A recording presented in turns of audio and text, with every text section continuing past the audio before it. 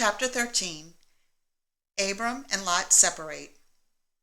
Abram went up from Egypt to the Negev, he and his wife and all he had, and Lot with him. Abram was very rich in livestock, silver, and gold. He went by stages from the Negev to Bethel, to the place between Bethel and Ai, where his tent had formerly been, to the site where he had built the altar, and Abram called on the name of the Lord there.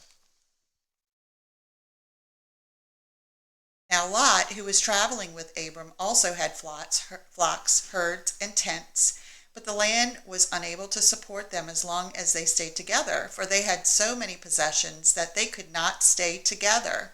And there was quarreling between the herdsmen of Abram's livestock and the herdsmen of Lot's livestock. At that time, the Canaanites and the Perizzites were living in the land. So Abram said to Lot, "Please, let's not have quarreling between you and me, or between your herdsmen and my herdsmen, since we are relatives.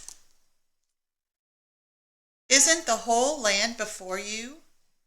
Separate from me. If you go to the left, I will go to the right. If you go to the right, I will go to the left." Lot looked out and saw the entire plain of the Jordan as far as Zoar, as well was well watered everywhere, like the Lord's garden and the land of Egypt. This was before the Lord destroyed Sodom and Gomorrah. So Lot chose the entire plain of the Jordan for himself. Then Lot journeyed eastward, and they separated from each other.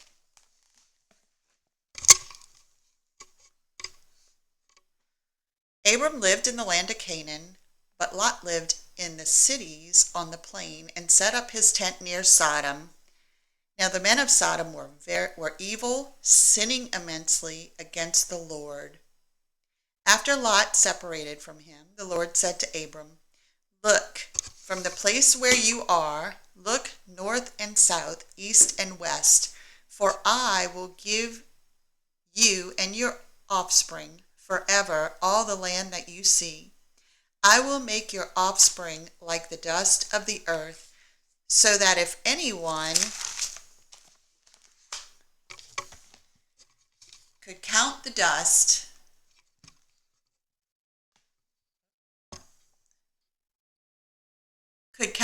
of the earth, then your offspring could be counted. Get up and walk around the land, through its length and width, for I will could count the dust of the earth, then your offspring could be counted. Get up and walk around the land through its length and width, for I will give it to you." So Abram moved his tent and went to live near the oaks of Mamre at Hebron, where he built an altar to the Lord. 14. Abram rescues Lot. In those days, they also took Abram's nephew Lot and his possessions, for he was living in Sodom and Gomorrah. And they went on. One of the survivors came and told Abram, the Hebrew, who lived near the oaks belonging to Mamre, the Amorite, the brother of Eshcol, and the brother of Aner. They were bound by a treaty with Abram. When Abram heard that his relative had been taken prisoner, he assembled his 318 trained men born in his household, and they went in pursuit as far as Dan. And he and his servants deployed against them by night, defeating them, and pursued them as far as Hobah, to the north of Damascus. He brought back all the goods, and also his relative Lot and his goods, as well as the women and the other people.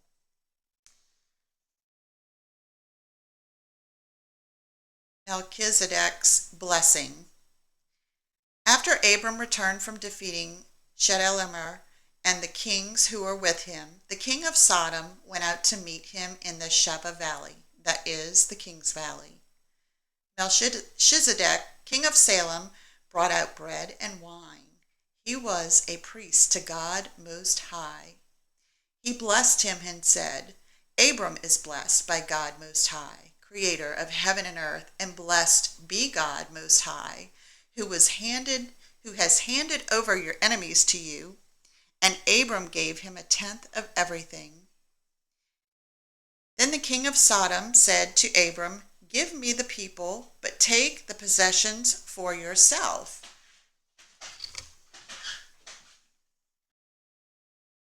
But Abram said to the king of Sodom, "I have raised my hand in an oath to the Lord God Most High, creator of heaven and earth, that I will not take a thread or a sandal strap or anything that belongs to you, so you can never say, 'I made Abram rich.' I will take nothing except what the servants have eaten. But as for the share of the men who came with me, Anar, Eshcol, and Mamre, they can take their share."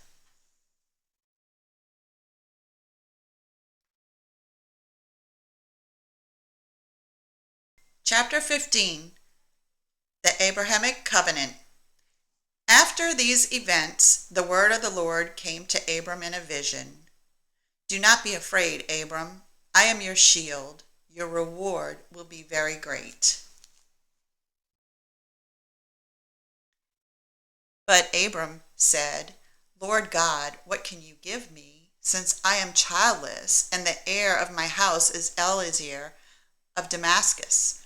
Abram continued, "Look, you have given me no offspring, so a slave born in my house will be my heir." Now the word of the Lord came to him, "This one will not be your heir. Instead, one who comes from your own body will be your heir." He took him outside and said, "Look at the sky and count the stars, if you are able to count them." Then he said to him, "Your offspring will be that numerous." Abram believed the Lord, and he credited it to him as righteousness. Also said to him, "I am the Lord who brought you from Ur of the Chaldeans to give you this land to possess." But he said, "Lord God, how can I know that I will possess it?"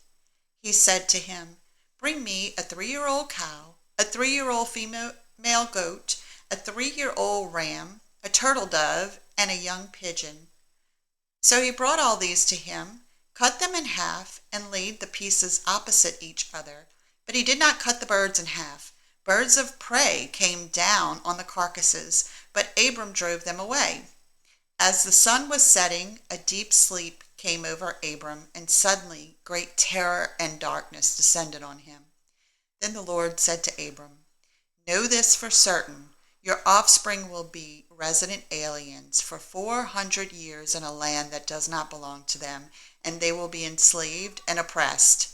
However, I will judge the nations they serve, and afterwards they will go out with many possessions, but you will go to your ancestors in peace and be buried at a good old age.